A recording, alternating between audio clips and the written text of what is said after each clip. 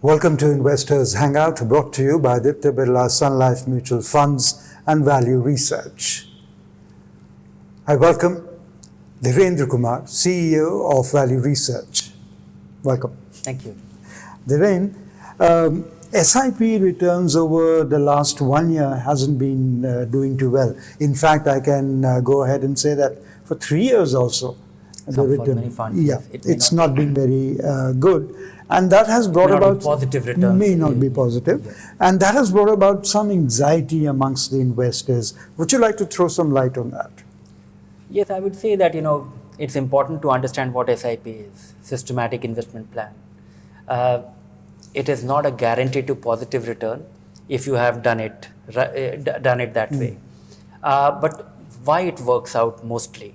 SIP is valuable because it takes out emotion out of your investing.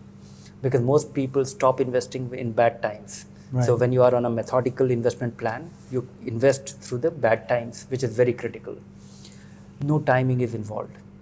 It's easy to implement. It fits in with your income cycle. We earn our salaries every month. Right. We pay our EMIs every month. Why not invest every month? So it's easy to implement, fits in with your income cycle, convenient. It eliminates the emotion out of investing. But SIP is useless if you will be useless if you are doing only in the good market.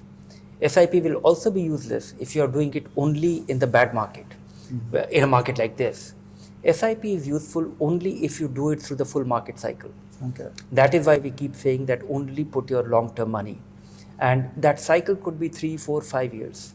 And if you have done through a full cycle, you will see the benefit of it. It will beat inflation. It will beat fixed income for a very different reason. SIP in equity is a general bet on economy.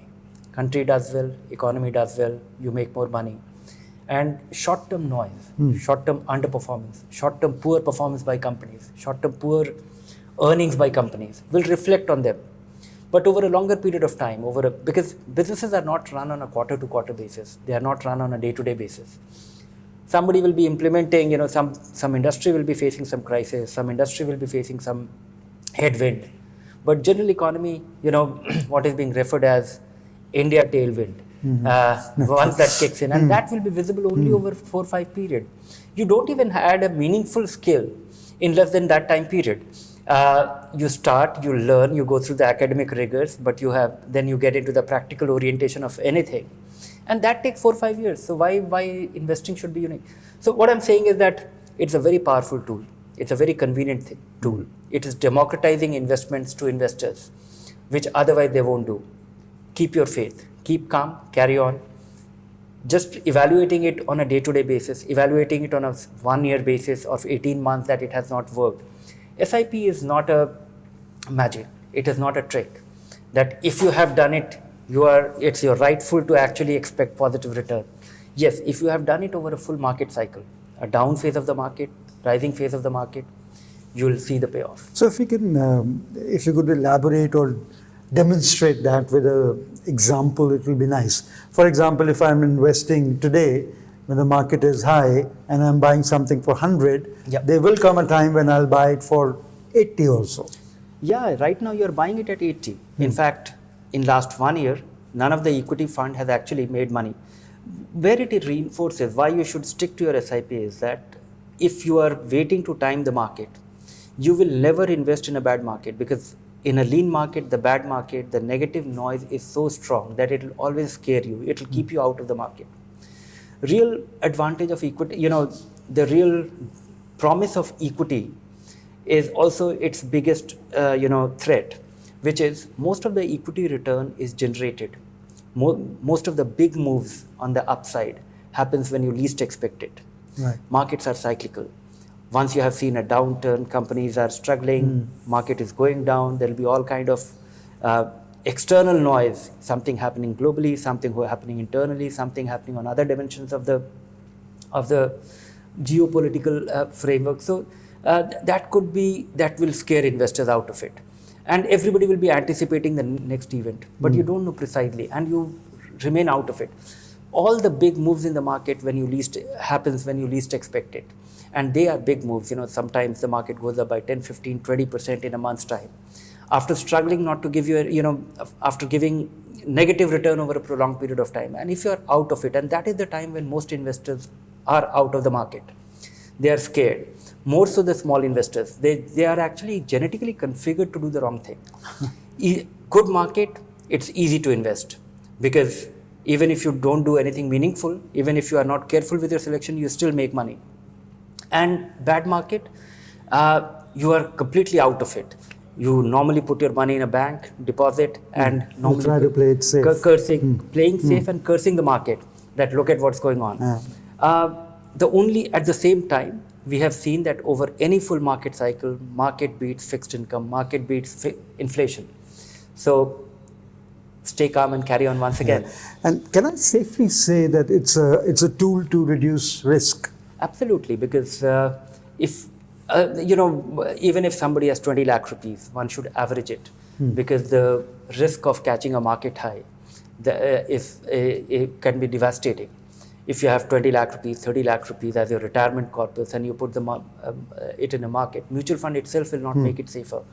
15% decline, it will scare you very much, and it will drive you out of the market, and you'll be deprived of all the opportunity. So spreading your risk by doing your SIP. Also, it is not about spreading your risk. It just fits in so nicely with your income cycle. You earn every month. Why not invest every month? And once you do that, this up market cycle, down market cycle, few other rules to follow, which is that in a rising market, many people are tempted to actually borrow money to invest, because you are generating higher return. And a small decline will actually keep you out of money, because not only you will lose money, you will also. So the reverse is as true. Of course, that is ruled out. Nobody should ever borrow to invest. But at least the least you can do is make sure that you are investing continually over a full market cycle. Stopping your SIP will not help you achieve your goal. Okay, I read somewhere. Taking your money out after the market has gone up, because exactly 1 year ago, investors had made money the whole of 2007, and everybody was asking that, should I pull my money out because I'm sitting on hefty gains? With hindsight, it might look, but what you would have done with that gains? Because over the next 3, 4, 5 years, we'll see a decline. Markets are like this only, and they will remain like this forever. We will have this great cyclicality, and so it requires belief. It is a general bet on economy. It's a general bet on belief in equity will deliver superior return. Equity is the only simple way to get linked to the real economy. Okay. In fact, markets being cyclical, and I was reading somewhere therein that the 4 most dangerous words in investing is, this time it's different. Yes, it is very different all the time, and don't get attracted by any slogan. I keep repeating that we should try and bank on things which is controllable. We don't have a control on anything.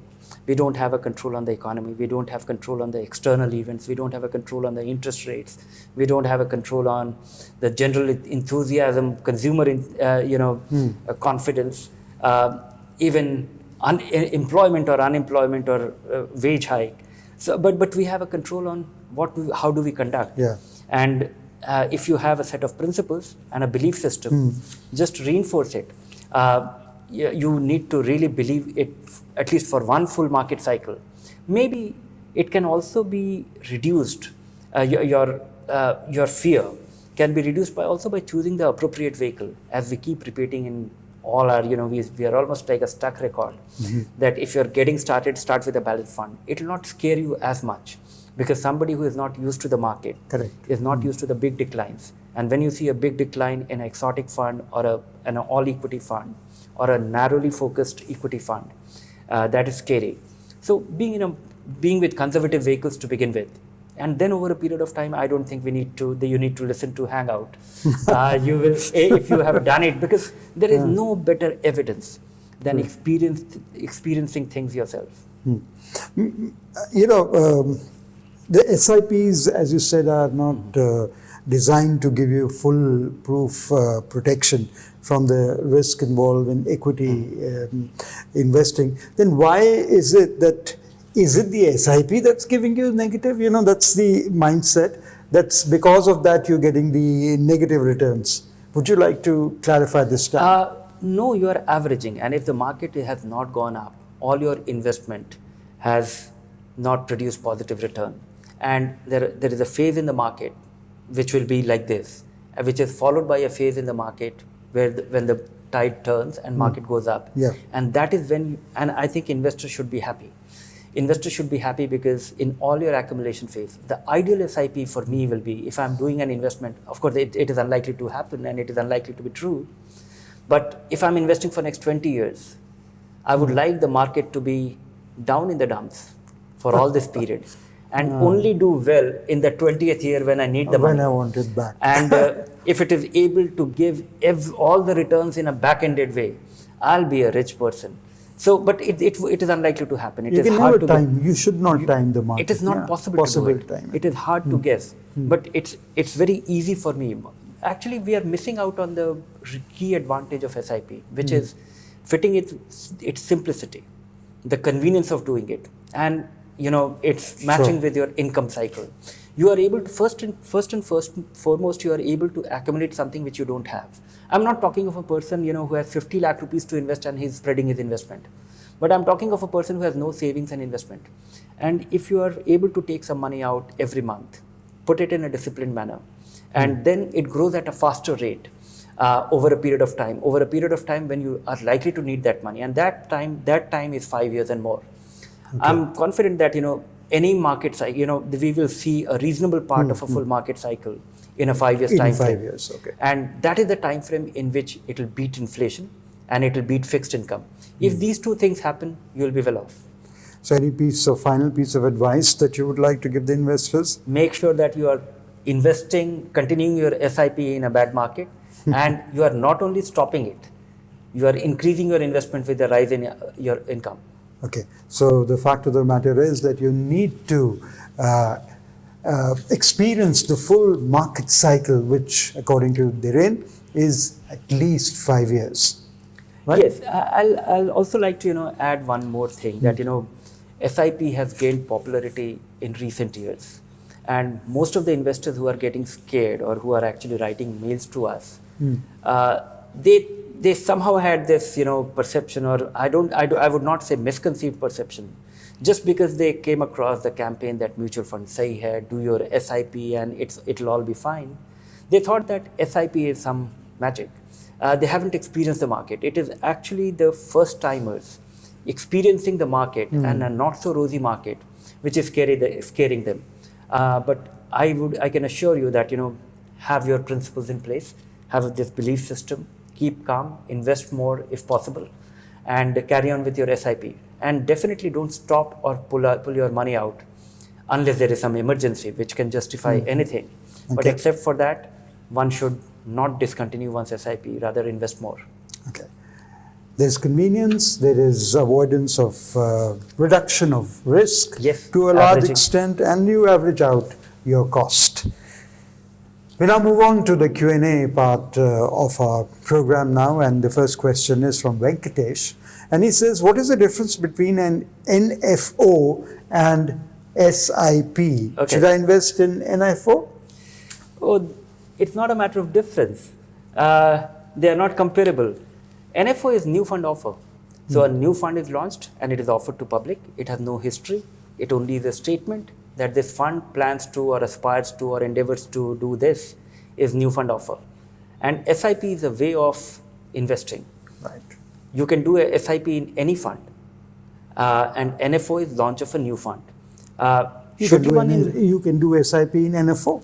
You can do an SIP if the NFO happens to be an open-end fund, because you can do a SIP only in an open-end fund, which is open-end fund meaning which is continually open. Okay. Should you invest in NFO? Mostly not, because when it comes to investing, you should be investing in something which has some credentials, and it will Correct. start building one from here on. Okay. Rakesh has written in saying I would that just like to stop you, Rajesh, here, Sure, because sure, it just I am just recalling an interesting mail which I got 2 weeks back sure. about an NFO. I keep saying that one should be investing in NFO because funds should have credential, and that is the only basis on which you can evaluate anything. How can I evaluate something which has no history? Then somebody was complaining that if everybody follows my advice, how will funds come into being? Fair question. Logical. But, but there are enough investors, naive and gullible, who will put their money, learn at their cost. I would imagine that, people following us should be smarter. Well said. So, Rakesh, we come back to you. He says that if an SIP initiated around 3 years back starts showing negative returns between 15 to 20% in the bear market, then would it be wise to double the SIP contribution? I think, you should if you can. But I would rather say that, SIP should be done with the kind of money where your long-term savings should be increased anyway, irrespective of the state of the market. Because it is extremely difficult to time it. And should you double it? So what were you doing with the money which without doubling it? So I would say that if you can do it, but more importantly, whenever you have surplus, regular income, which can be invested, increase your SIP irrespective of the state of the market. Okay. I would be retiring this year and have a corpus of 50 lakhs of rupees. I plan to invest rupees 15 lakhs in senior citizen savings scheme, rupees 9 lakhs in POMIS, which is a post office monthly income scheme, and the balance in mutual funds to set up a systematic withdrawal plan.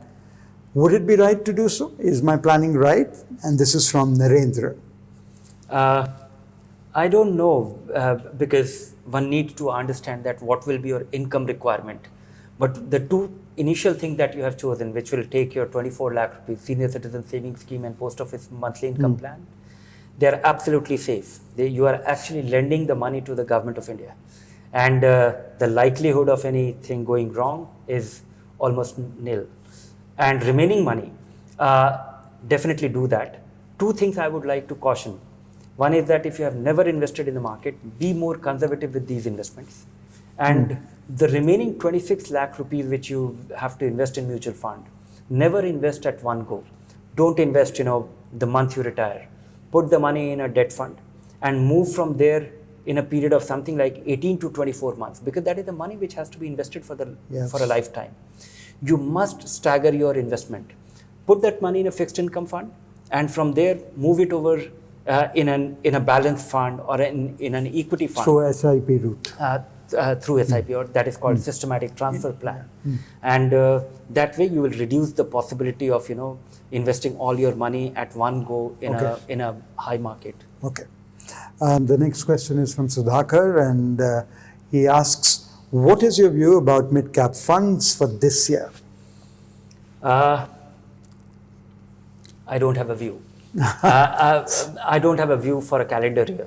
But I'm confident that, over any 3 to 5 year period, next 3 to 5 year period, mid-cap funds will beat large-cap fund by a wide margin. They will also beat the mid-cap funds, multi-cap funds by a meaningful margin.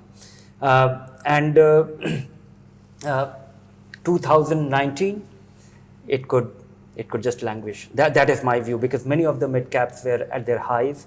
They attained they were very richly valued. They have corrected, they have come down. And many of these, of course, the universe of mid-cap stocks in which the funds invest, there is also a headwind there. Many of the mid-cap funds, they became so popular that these funds became too large. And some of these funds, when they turn big, it gets difficult for them to perform. So it depends. I can't give a blanket statement for all the mid-cap funds, But any mid-sized, small-sized, mid-cap funds holds great promise over the next 3 years. So what would be 2019 may not be a very significant year. So what would be your advice to the investors? Continue.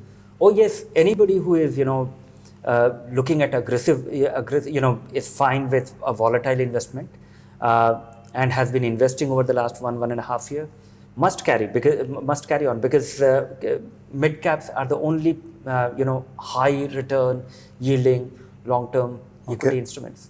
Okay.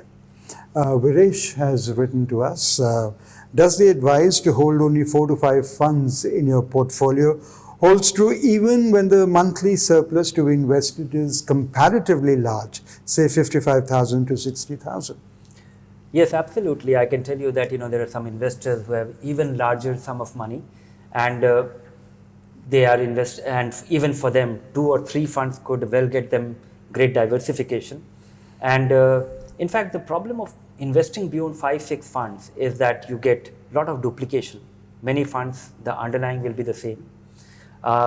Maybe you get the underlying portfolio will have a long tail. It will not have a meaningful impact. And if you have more than 10 funds, I'm confident that most portfolios will turn out to be a quasi-index fund. Okay. And incurring the cost of actively managed fund and having a portfolio of index fund is not a good idea, because you can have index fund at a far lower cost. So everything else being equal, cost matters. When you are and in these times, many a time nowadays, a lot of people are talking about index fund, and index funds definitely have beaten large cap funds as well in recent times. But I don't see that to be a norm in coming times. In all bear market, in all market in which, in all phase of the market when markets struggle, these questions are being raised.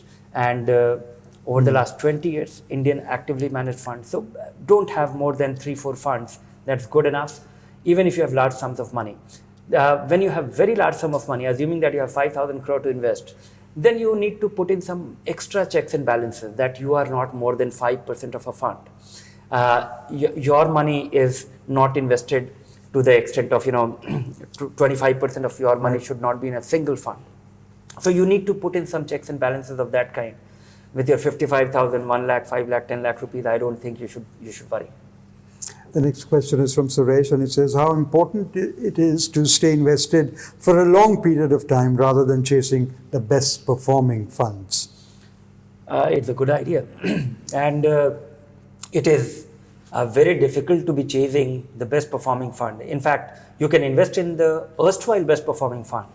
But the great thing will be only if you are going to invest in a fund which will be the best performing fund, which becomes the best performing fund after you have invested. Because if you invest in the fund which is the best performing fund, the best performing is behind it. You are looking at the past performance. Correct. And it is very difficult to guess which will be the best performing fund in coming times, in coming years, in coming 5 years. Ideal will be that, if you somehow know that which will be the best performing fund 5 years from now, and you are investing for next 5 years, and it happens to be the worst performing fund today, investing in that fund will be a great idea, but that will require a combination of some magic, some astrology, or some such thing, which I don't know, which is humanly possible for me to guess. But the next best thing is be invested in a good fund. Good fund variables which are predictable. The manager has been around for a while. He has demonstrated good performance in a declining market as well as rising market. And if these two things are validated over a full market cycle of 1 market cycle or 2 market cycle, that is good enough. You will end up with a good performing fund. Good performing fund should be the aspiration. If that happens to be the best performing fund, good for you. So be it. Yeah. It's said that the market is designed to transfer money from the active to the patient. Yes. How true is it?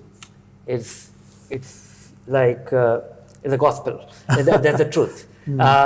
If you get active, you are destined, because you will always be chasing the best performing fund and moving your money from the best performing fund by their very design are unlikely to sustain, because anything that would have translated into that performance will be something which will not be repeatable.